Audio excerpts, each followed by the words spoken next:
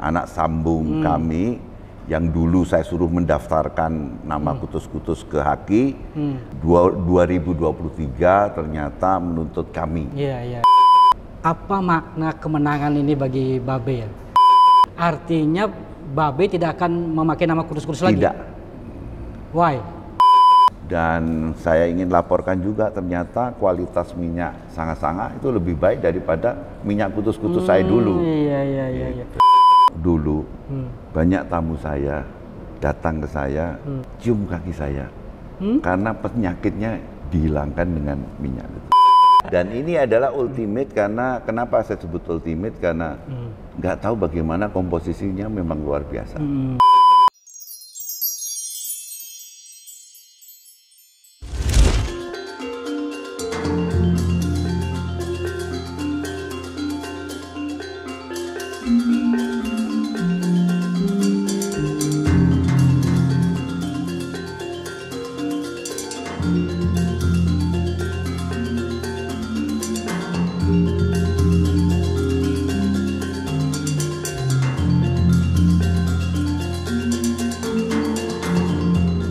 Halo Tribuners, Semeton Tribun Bali.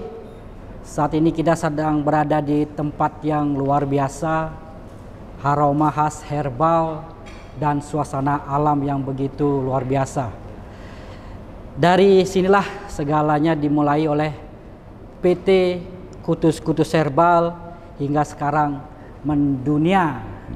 Dan bersama saya hari ini sosok yang melahirkan dan membangun brand Kutus-Kutus yang memaknai setiap perjalanan hidupnya dengan jiwa dan hati. Sosok yang kini membawa transformasi besar lewat brand baru Sanga-Sanga. Ya. Selamat sore Pak Bambang Pranoto. Selamat sore, apa kabar? Kabar baik, Punapi Gatro.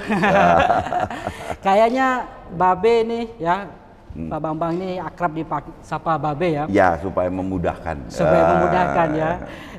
Kayaknya Babe ini hari ini lagi bahagia, lagi suasana cerah gitu ya. Betul. Sejak kami berkunjung ke pabrik Kutus-Kutus ini, terlihat Babe begitu bahagia.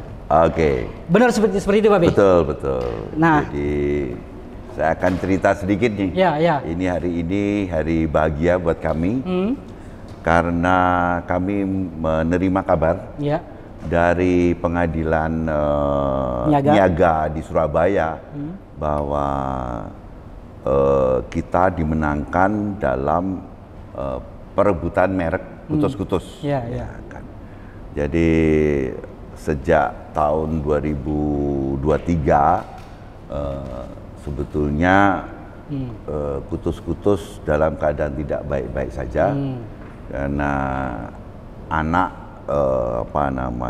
sambung kami yang dulu saya suruh mendaftarkan nama Kutus-Kutus ke Haki di tahun 2023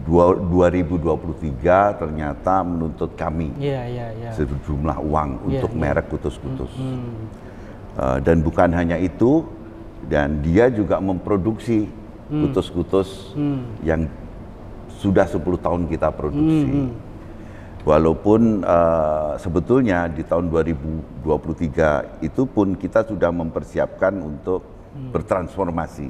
Karena saya tahu dia akan melakukan itu. Jadi di tahun 2023, tepatnya di ulang tahun kita ke-10, kita telah memproklamirkan untuk mentransformasi merek Kutus-Kutus menjadi Sanga-Sanga. Nah, sebelum melanjutkan Babe, perihal kronologi tadi, apa makna kemenangan ini bagi Babe ya? Setelah ya mungkin berapa tahun ya? Iya, jadi mungkin 3 tahun ini bersengketa. Sekarang kita bisa memenangkan. Bagi saya ini adalah kebenaran tidak bisa dimanipulasi. Ya. Jadi pihak pengadilan sudah melihat bahwa memang kitalah sebetulnya pemilik asli atau pembuat ataupun kreator ataupun juga pengembang dari minyak Kutus-Kutus. Dan itu buktinya ada dan banyak. Nah, sedangkan pihak lain ini hanya mempunyai surat haki saja. Surat haki, ya, selembar surat ya, saja, ya. tanpa yang lain. Nah, ini bagi saya sangat menyakiti hati saya. Karena saya itu mendirikan Kutus-Kutus itu kan bukan saja sebagai brand, tapi juga sebagai cita-cita ya. Karena dari Kutus-Kutus itu saya sembuh dan saya bercita-cita juga bisa menyembuhkan orang lain. Ya, dan betul. apalagi membinanya menjadi perusahaan yang baik ya. Dan ternyata 10 tahun kita bisa berkembang sangat baik. Kita bisa menjual hampir 50 juta botol selama 10 tahun. Dan tahu-tahu ada orang yang mengaku bahwa dialah peracik dan pemiliknya. Nah, ini sangat menyakitkan. Dan bukan orang jauh-jauh dari saya. Ya. Jadi dengan kemenangan ini, apakah artinya bahwa merek Kutus-Kutus itu sekarang sudah menjadi milik kembali dari Babe? Memang secara hukum, sesuai dengan keputusan pengadilan niaga, itu memang milik saya. Tetapi saya katakan bahwa saya sudah sudah 100% akan mentransformasikan Kutus-Kutus menjadi Sanga-Sanga. Dan Sanga-Sanga sekarang sudah berjalan bagus dan saya tidak akan kembali. Kutus-Kutus hanya akan saya simpan sebagai sejarah hidup saya. Artinya Babe tidak akan memakai nama Kutus-Kutus lagi? Tidak.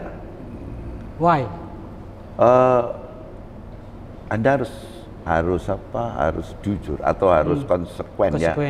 Sekali Anda sudah mengatakan bahwa Kutus-Kutus telah bertransformasi, seharusnya ya bertransformasi.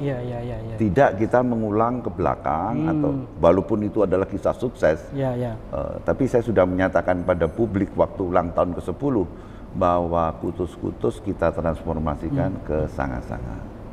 Dan Sanga-Sanga pun sekarang sudah bekerja dengan baik. Dan saya ingin laporkan juga ternyata kualitas minyak Sanga-Sanga itu lebih baik daripada minyak Kutus-Kutus saya dulu. Gitu. Artinya ini nama Kutus-Kutus meskipun Babe sudah menang di gugat itu tetap dipensiunkan gitu ya? Tetap dipensiunkan. Karena menurut saya 10 tahun saya sudah dapat banyak sekali. Baik itu material maupun juga network ataupun juga pengetahuan dan pergaulan. Menurut saya cukuplah 10 sudah tahun. Menyembuhkan banyak orang gitu ya? Betul, dan memberikan kesejahteraan juga banyak orang. Kalau ada pihak lain yang masih memakai nama Kudus-Kudus itu gimana? Ya, kita sue lah. Jadi saya mengatakan bahwa semua produk Kutus-Kutus yang sampai hari ini beredar di luar Kutus-Kutus saya yang bikin, karena dulu kan saya juga bikin Kutus-Kutus, mungkin barangnya masih ada. Di luar PT Kutus-Kutus Herbal sebagai produsen dan Bambang Pranoto sebagai peraciknya harus ditarik dan dimusnahkan. Apa kira-kira yang bisa dipetik pelajaran ya bagi dari Babe dari peristiwa ini? Ya, jadi kalau masih kecil, kita suka nggak memikirkan aspek hukum. Jadi disuruh ya suruh aja, atau misalnya apalagi tadi disuruh mendaftarkan, ternyata bukan nama saya, nama dia misalnya. Nah untuk itu walaupun kecil, dari kecil harus sudah dipersiapkan aspek hukumnya, ya kan, tentang merek, tentang perusahaan, ya kan. Misalnya PT dan sebagainya harus dipersiapkan, dan berikutnya juga tentang regenerasi. Jadi kita juga harus memikirkan bagaimana nanti kalau sukses terusnya sebagaimana. Nah sebetulnya saya sudah memikirkan walaupun tidak saya lakukan secara administratif. Jelek saya ini, saya ini malas ngurus administrasi. Malas ngurus administrasi. Karena itu pula dulu menyuruh yang lain gitu ya. Betul. Nah sekarang akibatnya saya harus tentu Babe sudah belajar dari ini kan? Sangat. Terkait merek Sanga-Sanga sekarang. Betul. Sanga-Sanga itu sudah dari awal sudah kita persiapkan, baik itu hakinya, baik itu BPOM-nya, baik itu apa nama halal dan sebagainya itu sudah kita persiapkan dengan baik.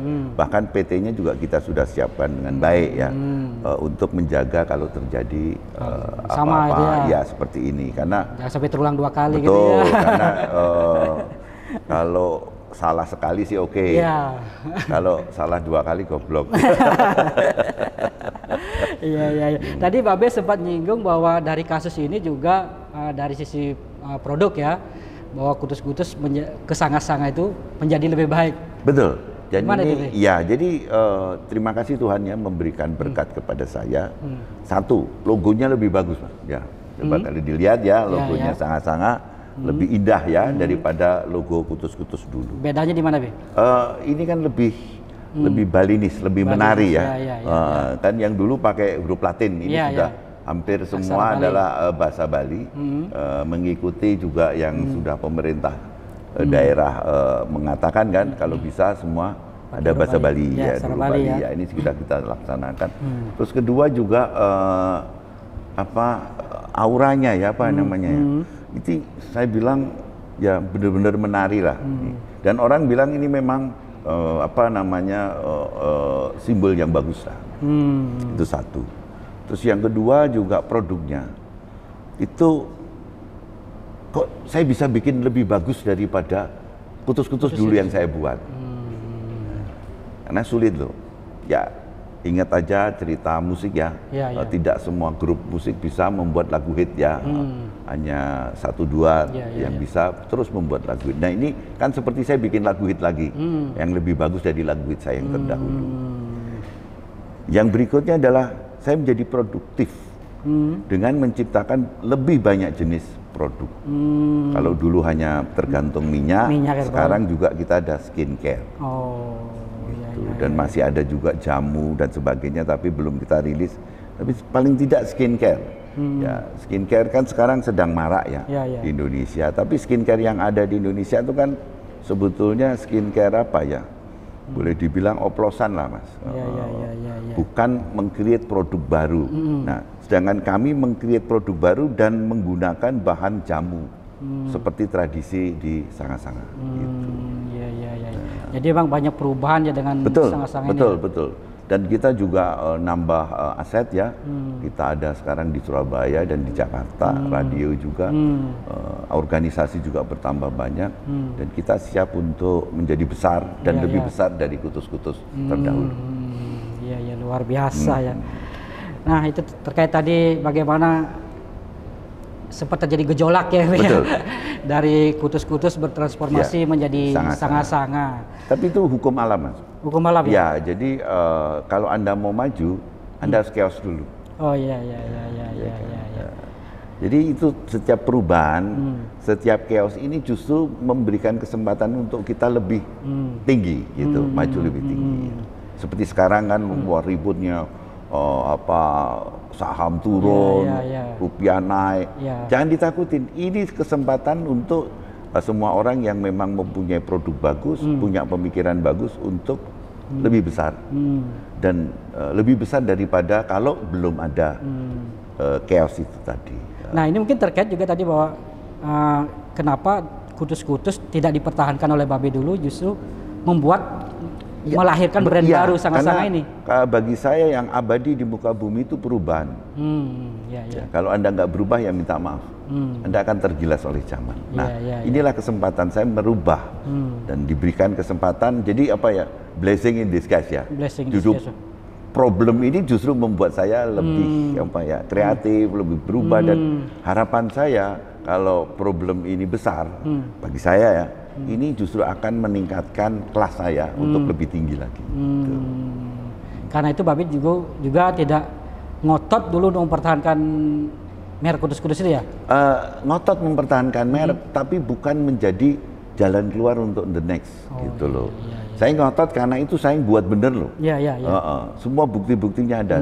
Enak aja ada orang bisa ngaku-ngaku bikinan dia, kan saya nggak mau.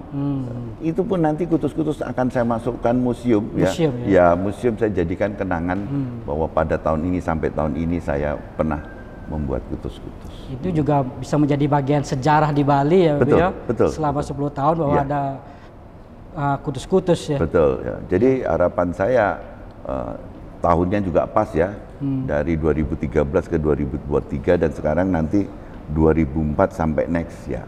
Dan kita pilih juga apa namanya Sanga-Sanga, angka tertinggi di 0 sampai 100 dan kalau dalam filsafat Cina itu QQ ya. Ya, QQ. Itu the best. Gitu. Jadi mungkin ini ada kaitan juga perubahan nama dari Kudus-Kudus naik menjadi Sanga-Sanga. Betul. Jadi kita naik dan kita di tempat yang paling the best gitu. Ya. Dan ini juga berlangsung di saat saya ulang tahun yang ke-70. Nah, ini jadi bahwa Sanga-Sanga nanti akan berulang tahun yang pertama ya. Iya, yang tahun pertama ada 13 Mei. 13 Mei 2025 ini bertepatan dengan ulang tahun Babe. Iya, yang ke-70. Apa maknanya ini, Bay? Ya luar biasa kan, ya. Ulang tahun ke-70. Katanya orang 70 itu adalah bagaimana menilai orang ini akan terus maju atau malah turun ya. Nah, kita terus maju karena kita bisa bikin produk baru atau merek baru. Terus kedua juga apa namanya, mereknya 99. QQ. QQ. Jadi dan produknya lebih bagus gitu loh. Karena dengan umur saya yang 70 ini belum tentu apa namanya seseorang bisa membuat sesuatu yang baru dan lebih bagus. Ini menurut saya berkah Tuhan. Dan pas harinya juga bagus ya. Tadi kita udah lihat pas Waisak ya. Waisak, pas Purnama kayak. Purnama lagi gitu. Jadi mudah-mudahan ini sudah memberikan tanda-tanda zaman kepada kita semua, terutama Sanga-Sanga. Kita akan jauh lebih besar daripada Kudus-Kudus dulu. Tapi ada nggak persoalan kendala dengan ini kan rebranding ini? Kita tahu bagaimana dulu Kudus-Kudus itu sudah besar kan? Tidak hanya di Bali, di Indonesia bahkan sudah di mendunia dengan pergantian nama ini. Betul. Jadi semua orang memang pesimis ya. Waktu saya bilang akan merubah menjadi Sanga-Sanga ya. Tapi saya percaya ya, saya bukan muda lagi, Mas. Saya sudah makan asam garam ya, termasuk cuka juga. Ya, umur 70 kan sebagai lelaki itu kan sudah cukup paham lah. Dan dari pengalaman saya percaya sejauh produknya itu lebih bagus, sejauh kita juga lebih bersemangat, sejauh kita mengaturnya juga lebih komprehensif, saya percaya Sanga-Sanga suksesnya akan melebihi Kudus-Kudus. Yes, luar biasa. Kita tahu juga bahwa Sanga-Sanga meskipun baru memasuki setahun ini sudah besar ya. Betul, sudah lumayan dan permintaan terhadap produk-produk Sanga-Sanga juga luar biasa. Pelanggan pun, pengguna pun sudah beralih ke Sanga-Sanga. Memang ada yang beralih kepada produk kita yang dulu, tapi yang progresif, yang maju, mereka tetap ikut bersama kita. Itulah luar biasa, inovasi, kreativitas yang dilakukan oleh Babe, belajar dari kasus yang terjadi. Ini memang salah satu cobaan yang terberat bagi saya. Tapi saya percaya, toh juga saya melahirkan Kudus-Kudus dari sesuatu yang nggak ada, sesuatu yang betul-betul nol ya, dan bisa sampai sekarang besar. Menurut saya kita ini kan sekarang udah besar nih, karena kita udah dapat modal dari perjalanan saya 10 tahun. Dan menurut saya maju berikutnya akan jauh lebih besar lagi, karena modal kita sudah ada. Dari dulu tidak ada apa-apa, sekarang menjadi besar. Betul. Nah, Babe, kalau boleh kita flashback, Babe sebelum ada Kudus-Kudus yang besar seperti sekarang ini, apa yang Babe rasakan dulu itu? Apakah ada rasa takut, bingung gitu mungkin, atau yakin dengan apa yang akan Babe lakukan? Nah, ini nggak tahu ya. Saya selalu memulai sesuatu dari hal-hal yang scratch lah istilahnya. Waktu saya profesional pertama kali di Jakarta, saya hanya bawa 2 baju, 2 celana, dan 1 tas. Merantau ke Jakarta itu? Kalau saya bilang nggak merantau, Karena Jakarta bukan asing bagi saya. Jadi saya di Jakarta dan mulai bekerja di perusahaan yang pada saat itu perusahaannya juga sedang mengalami kekacauan, Mas. Dan karena kekacauan perusahaan itu, begitu saya kerja dan saya otomatis bisa bekerja dengan baik, ya otomatis kan jadi bos kan. Perusahaannya ini kacau nih, saya datang, terus saya bikin beres kan, otomatis saya jadi bos. Iya, betul.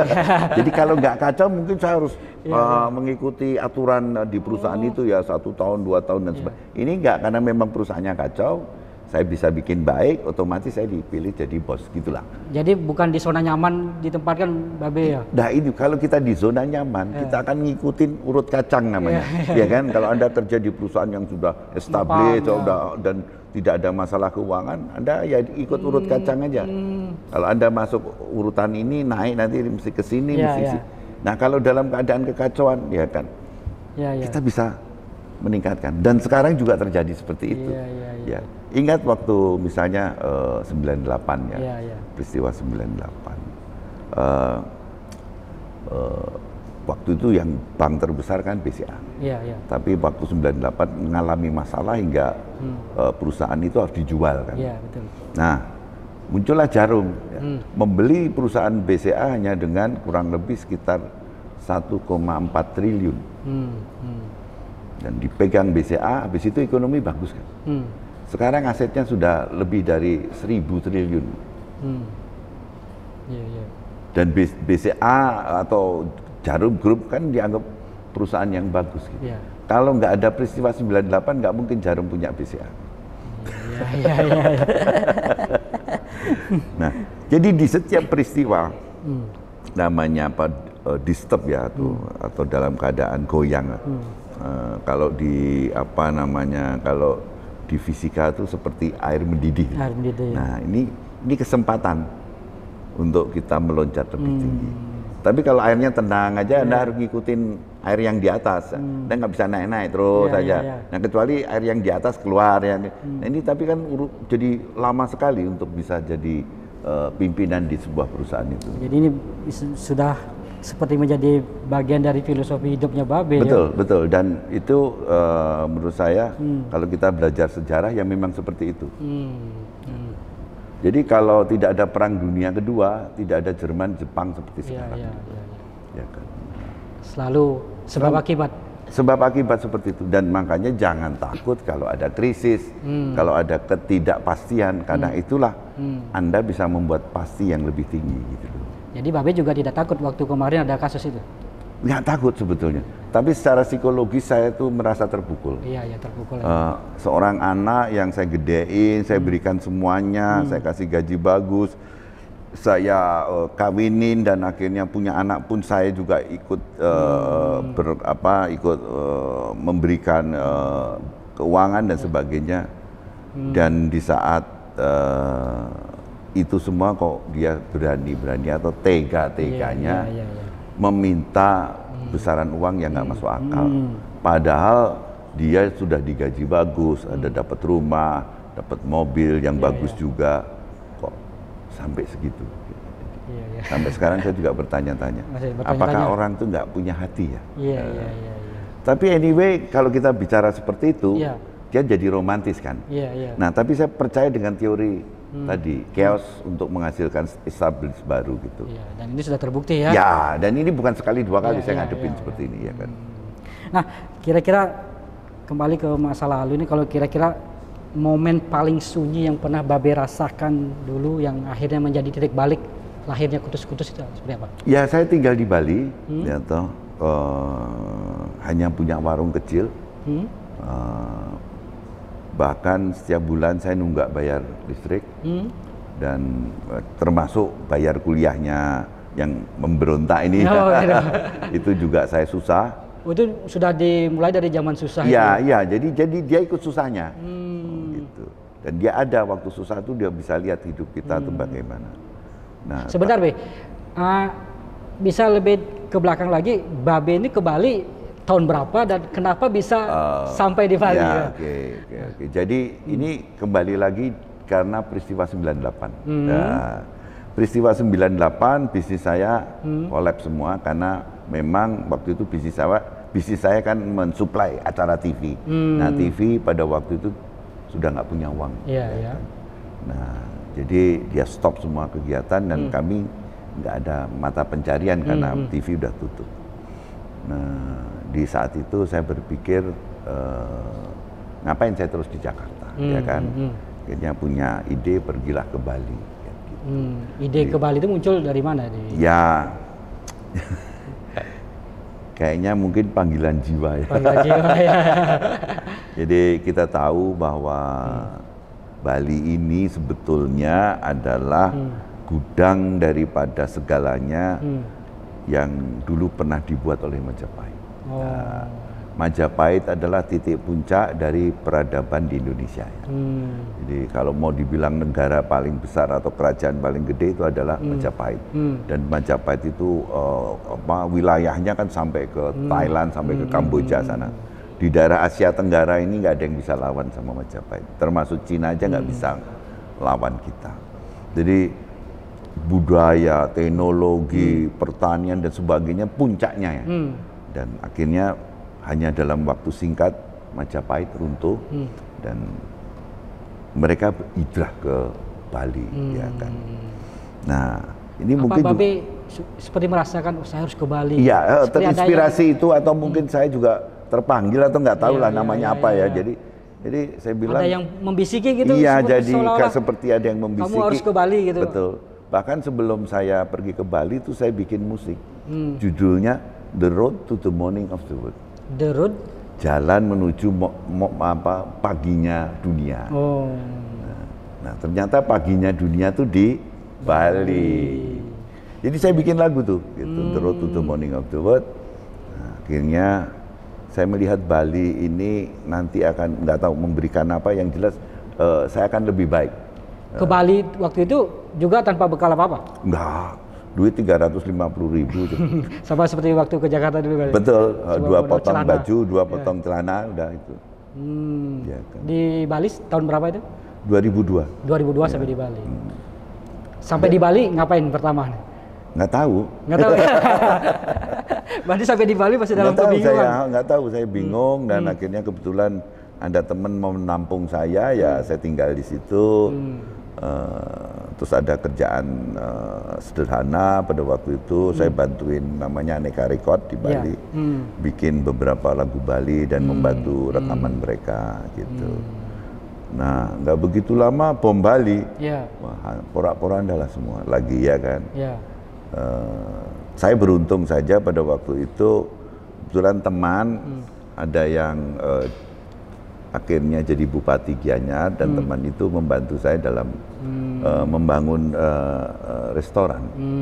Gitu. Jadi dia bukan kasih rumah tapi kasih restoran. Nah disitulah saya mulai mengawali restoran itu. Oh, berarti bisnis di Bali pertama restoran ya? Iya. Itu kan bisnis orang bingung lah ya, jualan kan, betul nggak? Bikin warung lah istilahnya. Itu selalu kan. Dan kekacau aja tanda kutip baru bikin warung sudah ada bom Bali gitu ya. Nah. Hancur lagi. Dan sampai 2014 kayaknya. 2014. 2004. Itu memang dalam kondisi bingung. Ya, jadi dengan 2004 itulah saya mulai. Dan di 2005 lahir anak saya. Nah, sejak lahir anak saya, Ukita Paligan ini kayak ada wave. Iya ya. Jadi gimana sih, katanya anak membawa rezeki ya, kan gitu lah. Ya. Nah, itu mulai ada rezeki lah kecil-kecil. Gitu. Hingga akhirnya melahirkan minyak kutus-kutus itu ya, Bel. Dikarenakan kecelakaan. Dikarenakan kecelakaan ya. Iya. Waktu itu kan sudah sadar, terdengar diceritakan bahwa sempat lumpuh ya, Bel. Betul, jadi jatuh, lumpuh, dan saya ingin menyembuhkan lumpuh saya dengan kekuatan saya. Disitulah saya bisa menciptakan minyak kutus-kutus. Gitu. Jadi minyak kutus-kutus bukannya saya pengen bikin minyak, tapi untuk menyembuhkan lumpuh saya gitu loh. Jadi itu lahir kudus-kudus itu sebenarnya untuk diri sendiri ya. Betul, dan waktu itu kan belum punya nama. Nah, karena minyak yang saya buat itu menyembuhkan beberapa teman saya, akhirnya teman saya mensuggest ke saya, kenapa nggak dibikin bisnis karena minyaknya bagus. Ya ya. Munculnya nama kudus-kudus? Ya itu juga pemberian dari sampai sekarang saya nggak tahu siapa itu. Jadi saya mau ke Tampak Siring ya. Malam-malam untuk mandi di sana. Melukat itu. Yang lukat. Ya. Saya turun dari mobil, kok ada yang nepuk saya dari belakang dan langsung strike menjawab saya, langsung memberikan saya minyaknya segera dibuat dan kasih nama kudus-kudus. Gitu Dan ya. pergi aja orang. Itu aja. Akhirnya pakai kudus-kudus Nah, ya. akhirnya saya mungkin inilah yang karena semua tidak terduga kan. Saya selalu menghargai sesuatu yang tidak terduga daripada direncanakan. Itu sifat saya. Iya. Tapi waktu meracik minyak kudus-kudus itu, Babe sudah punya keyakinan bahwa ini bisa menyembuhkan banyak orang gitu. Enggak, jadi saya yang meracik bagaimana saya sembuh dulu kan. Saya nggak berpikir bahwa bisa dijual malah ya. Enggak pernah, nggak ada di pikiran saya bahkan. Ya. Dan minyak kudus-kudus itu diramu dari 49 bahan. 49 bahan. Dan menariknya 49 bahan itu tidak lebih 50 meter dari tempat saya. Jadi kita bisa mengambil di sekitar sendiri. Iya. Nah, kok ada bahannya itu? Iya. Saya sendiri. Nah, Bapak sendiri belum tahu sampai sekarang? Ya, karena sekarang bahan itu nggak ada, Mas. Dianggap saya udah bisa beli kan, bahannya hilang dia. Suruh belanja. Suruh belanja. itu artinya ya, suruh betul, belanja. Gitu. Nah, Beni, kalau kita bicara spirit di balik kudus-kudus ini kan banyak orang bilang minyak kudus-kudus itu bukan sekedar minyak ya. Betul. Tapi ada jiwanya gitu, kayak ada. Betul. Mungkin bilang ya. Jadi kuat gitu ya. Iya, jadi. Gimana Pak Be melihat ini? Jadi saya ini kan senang bikin lagu, bikin komposisi lah, bukan lagu, komposisi. Dan itu olahraga saya. Jadi kalau ada waktu saya langsung pergi ke studio, saya punya studio di rumah, terus saya kompos. Dan waktu saya kompos itu, saya nggak tahu nih lagu ini bakal disenengin orang. Saya bikin aja sesuai yang ada di dalam hati saya. Nah, setelah itu langsung saya biasanya kalau sudah jadi, saya taruh di SoundCloud atau di Reverb Nation ya. Nah itu banyak yang tertarik. Ya maaf, bukan orang Indonesia. Ya, betul. Nah itu menjadi latihan saya, dan waktu saya bikin kutus-kutus juga seperti itu. Jadi seperti metode saya waktu bikin musik. Jadi penuh gimana? Iya, penjiwaan, harmonisasi. Jadi dan juga petungan yang benar ya kan. Kalau musik kan nggak bisa nggak harmonis ya kan. Nah tapi itu sekarang yang kita hadapi adalah bahan jejamuan. Jadi ini yang membuat minyak kudus-kudus itu bisa sampai menyentuh ke hatinya orang ya. Betul. Jadi saya tidak pernah membuat sesuatu tanpa dengan rasa. Semua harus dengan rasa. Ya, luar biasa. Nah ini, dan tidak mikir bahwa ini nanti dijual laku dan sebagainya, nggak mikir udah. Buat menyembuhkan saya, diminta teman-teman, akhirnya saya buat, lalu saya komersialkan sesuai tadi petunjuk dengan kasih nama kutus-kutus dan sebagainya. Dan ya tahu-tahu besar aja. Jadi tidak pernah direncanakan ya? Enggak, saya tidak pernah sejak tahun berapa ya, sejak tahun 88 lah. Saya tidak pernah merencanakan sesuatu. Terjadilah. Berserah ke yang di atas? Betul. Karena saya nggak usah mikir-mikir. Kalau saya mikir nggak mampu, ngapain kita mikir gitu? Ada intelijensi yang tinggi di atas sana yang akan bisa membuat kita menjadi lebih baik. Nah Be, dari tadi kan saya sebut bahwa minyak kudus-kudus ini sampai bisa menyentuh hati orang, pengguna. Pernah nggak Babe punya kisah pengguna itu yang mungkin sampai menangis gitu ya, menetes air mata setelah memakai Ya. produk Babe ini Jadi, bisa sembuh gitu? Betul. Hmm. Jadi dulu banyak tamu saya datang ke saya, istilahnya cium kaki saya, karena penyakitnya dihilangkan dengan minyak itu. Ya. Ada dari Irian Jaya, yang dulu apa namanya kayak bopengan gitu dia, kayak luka yang nggak sembuh-sembuh. Iya. Pakai minyak kutus-kutus langsung hilang. Dan sampai sekarang sudah hilang. Nah, atau yang ada yang apa namanya, jadi hampir dicerai suaminya, Mas. Karena dia setiap hari harus pakai apa, koyo apa namanya, ada koyo yang ditempel-tempel. Nah, koyo. tapi sampai seluruh tubuh. Dan kalau koyo itu seluruh tubuh kan bekasnya masih nggak bisa hilang, walaupun kita mandi sekalipun. Jadi tubuhnya tuh blontang-blonteng gitu sampai akhirnya suaminya minta cerai karena dia sudah tidak, artinya kondisinya tidak. Iya, dan dia selalu merasa dirinya sakit terus. Nah, akhirnya pakai minyak kutus-kutus sembuh total dan akhirnya jadi reseller. Gitu. Dia ke Bali waktu itu? Iya, jadi orang-orang itu pasti ke Bali, berusaha ke Bali ya kan, dan menceritakan penyakit. Dan sampai yang istri saya yang sekarang, jadi satu-satunya orang yang tidak kena terpapar COVID, Mas. Oh. Di gedung 5 lantai, gedungnya, kebetulan dia kerja di BRI di Medan, itu hampir satu demi satu kena COVID. Ya, bahkan sebelahnya meninggal. Dia sampai selesai COVID tetap sehat. Karena pakai minyak kutus-kutus? Dia pertama nggak sengaja. Ya, dia memang penggemar kutus-kutus dari dulu. Nah, dia baru tahu memang kutus-kutus lah yang membuat dia tidak terkena COVID. Dan sekarang jadi istri saya. Berarti bisa tiap hari memakai kutus-kutus untuk sekarang sangat-sangat. Betul. Tapi itu membuktikan bahwa memang minyak kutus-kutus pada zaman dulu, pada zamannya, itu memang memberikan kesembuhan ke banyak orang. Apa yang Babe rasakan dengan situasi ini bahwa minyak kutus bisa mampu menyembuhkan banyak orang? Ya, saya terharu lah. Jadi saya itu punya prinsip baru bisa gembira kalau bisa melihat orang lain gembira. Iya.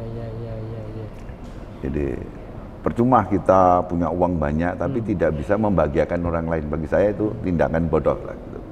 Itu menjadi salah satu motif hidup saya adalah memberikan kebahagiaan kepada orang lain. Apakah itu sekitar kita, keluarga kita, ataukah lingkungan yang besar atau masyarakat. Itu. Ya. Membahagiakan orang ya? Ya, membahagiakan orang, apalagi membahagiakan orang dari karya. Ya. Kalau cuma memberi uang kan menurut saya bukan usaha. Sampai kita berkarya dan karya inilah membahagiakan orang lain. Itu luar biasa, Mas.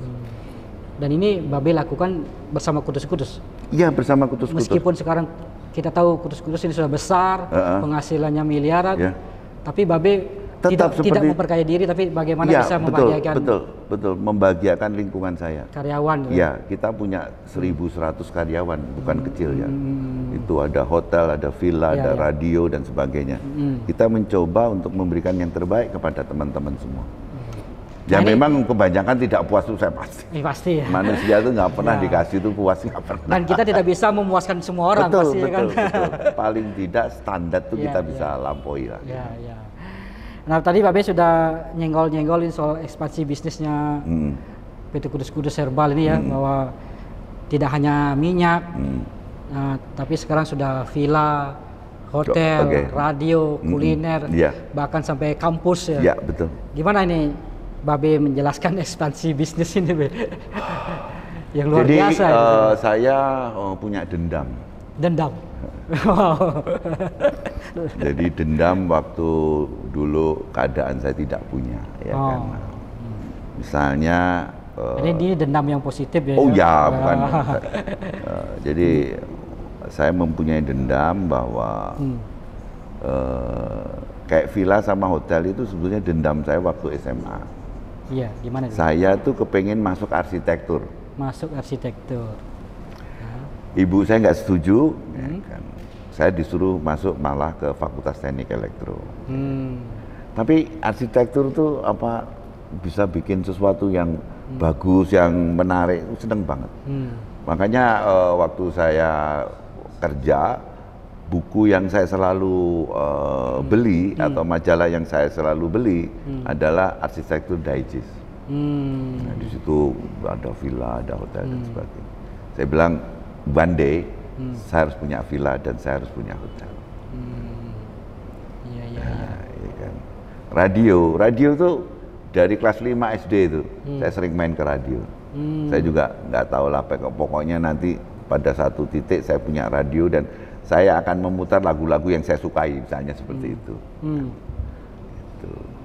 Itu. Nah, kalau kampus itu karena waktu saya mahasiswa, ibu saya itu berat sekali membayar uang kuliah. Di kebetulan pensiunan dan ibu saya juga bukan pekerja, jadi hanya memainkan uang pensiun itu kalau untuk bayar uang kuliah itu berat sekali.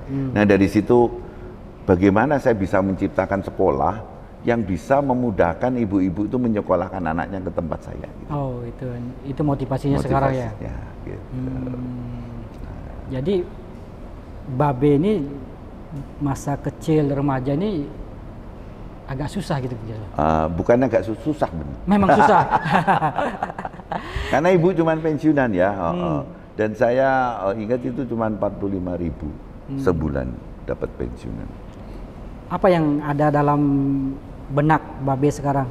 Dulu susah, tidak ada apa-apa, sekarang menjadi orang yang ya beruntung, punya banyak. Ya beruntung. Tapi besar. Saya bilang begini, jadi saya bisa merasakan orang susah, karena saya pernah susah. Dan saya percaya susah itu hanya sebuah proses. Kalau kita positif ke depan dan kita berusaha yang terbaik, susah itu nanti kan kita lewati. Ya. Saya dulu membayangkan misalnya saya naik mobil bagus ya kan. Waduh, mobil bagus pasti enak dan sebagainya, ya kan. Sekarang kan mau beli mobil apa aja tinggal tunjukkan. Itu enaknya cuma 5 menit pertama, Mas. Karena habis itu ya biasa aja. Gitu ya. Jadi sekarang tuh apapun juga saya bilang ya kita. Nah, makanya kita bagaimana mempunyai sesuatu yang bisa berharga untuk banyak orang lain ikut berbahagia. Itu lebih lama kan anunya, apa namanya, rasa enaknya ya. Daripada beli mobil 5 menit udah rasanya mobil sama aja. Nah, kepuasan batin itu memang salah satu tujuan hidup saya. Kepuasan batin ya. Betul. Luar biasa. Yang materi itu menurut saya hanya sesaat ya, sekedar lah. Karena makan juga paling 3 kali ya. Jadi kalau apa namanya, misalnya beli baju banyak-banyak bingung kapan mau makainya kan. Ya kalau mungkin kalau Babe mau misalnya gitu kan bisa saja mobil-mobil mewah berderet di rumah. Betul. Tapi bagi saya nggak efisien. Satu mobil itu harga apa namanya istilahnya penurunan harganya itu sangat signifikan ya. Apalagi mobil makin mahal, makin eksklusif, makin susah dijual, ya kan. Penurunannya juga makin banyak. Jadi pakai mobil yang fungsional. Sesuai dengan fungsinya. Kalau boleh tahu sekarang pendapatan dari kutus-kutus ini sudah dari Sanga-Sanga. Iya, dari Sanga-Sanga. Dari Sanga-Sanga itu ya average ya. Average itu profit aja ya. Jadi average itu sekitar 10 sampai 15 miliar per bulan. 10 sampai 15 miliar per bulan. Profitnya aja. Luar biasa ya. Meskipun sudah rebranding ya. Iya, betul. Tidak terpengaruh. Kalau dulu di atas 20 sampai 30 ya. Ke depan target bisa lebih besar tuh, Bang? Saya tidak pernah menargetkan apa-apa, kita jalan saja. Yang penting kita yakin, kedua produk kita jaga sebagus mungkin, ketiga layanan kita kepada customer bagus, dan juga yang keempat membuat orang lain bahagia. Tersentuh hatinya itu. Betul. Kalau Anda punya produk nggak bikin sembuh atau tidak membuat orang yang bahagia, terus ngapain Anda bikin produk? Cuma terima uang tapi orangnya tidak bahagia, tidak sembuh. Untuk apa bikin produk? Bagi saya sia-sia. Untuk harga minyak Sanga-Sanga sendiri, apa ada perubahan dari kutus-kutus? Ya, sebetulnya dari kutus-kutus dulu kita berubah ke sangat-sangat klasik ya. Jadi sangat-sangat klasik mana dia? Ya, sangat-sangat klasik. Ini klasik ya. Oh, ini klasik. Ini sama dengan kutus-kutus yang dulu saya buat. Cuman ini ditambahkan 8 bahan. Makanya saya sebut klasik. Ya, seperti Coca-Cola klasik gitu ya. Ini harganya sama juga sama kutus-kutus yang dulu 170.000. Nah, terus kita buat juga namanya sangat-sangat ultimate. Ultimate. Nah ini ya kan ultimate. Ini 140 bahan. Harganya 230.000 per botol. Ini bisa untuk digunakan sebulan. Nah, kalau kita lihat 230.000 per botol itu kan sama waktu saya 2013 awal saya membuat kutus-kutus. Dari harga pertama 230. Ya, sekarang kembali lagi gitu. Jadi masih tetap 230. Ya, jadi menurut saya memang sebetulnya walaupun dunia ada inflasi, ada segala macam, ada kenaikan harga, kami tetap naik. Ya 230. Dan ini kayaknya cuma kita ya yang dari hampir 12 tahun nggak berubah harganya. Tapi masih termahal ya? Termahal di teman-temannya. Gitu. Dan ini adalah ultimate karena kenapa saya sebut ultimate karena nggak tahu bagaimana komposisinya memang luar biasa. Ya, jadi aromanya aroma lavender, terus juga ini yang menarik juga kita masukkan aroma bunga pudak. Ya. Gitu. Nah, bunga pudak ini saya rasa bunga pudak ini yang gimana nih, Pak? Bunga pudak ini adalah bunga dari pandan berduri. Di tepi pantai banyak. Nah, ini biasa digunakan di dalam waktu upacara-upacara untuk membuat air suci. Makanya air suci itu harum-harumnya tuh menarik ya. Nah, itulah yang saya pakai untuk membuat minyak sangat-sangat ultimate. Ditambah dengan bunga lavender. Karena orang dulu sering menghina ya. Sedikit mentertawakan kutus-kutus katanya baunya kayak mbah-mbah. Kayak nenek-nenek. Nah, itu saya upgrade menjadi sangat-sangat ultimate karena ini baunya kekinian. Anda nggak malu jalan-jalan di mall gitu. Jadi kayak minyak wangi dan minyak wangi kelas atas ya, bukan minyak wangi kelas bawah ya. Jadi Babe dalam perjalanannya tetap menerima masukan, menerima. Oh ya, kita tidak boleh tinggal diam, artinya sehingga melakukan perubahan-perubahan itu ya, Be ya. Jadi kita selalu mendengarkan reaksi dari customer kita. Saya bukan mentang-mentang bagus tuh saya bertahan untuk bahwa ini yang punya enggak. Kita selalu terbuka dan kita adakan diskusi-diskusi baik itu kepada pemakai, kepada reseller atau yang lain atau siapapun juga yang menurut saya bisa punya ide bagus. Nah, ini mungkin terakhir Be, Babe kan sudah lewat minyak kutus-kutus ataupun sangat-sangat ini sudah menyembuhkan banyak orang. Betul. Kalau menurut Babe makna sembuh itu seperti apa? Nah ini repot ya. Jadi kata sembuh, heal ya, itu adalah sebetulnya kita merasa nyaman dengan diri kita sendiri. Itu artinya orang itu sembuh.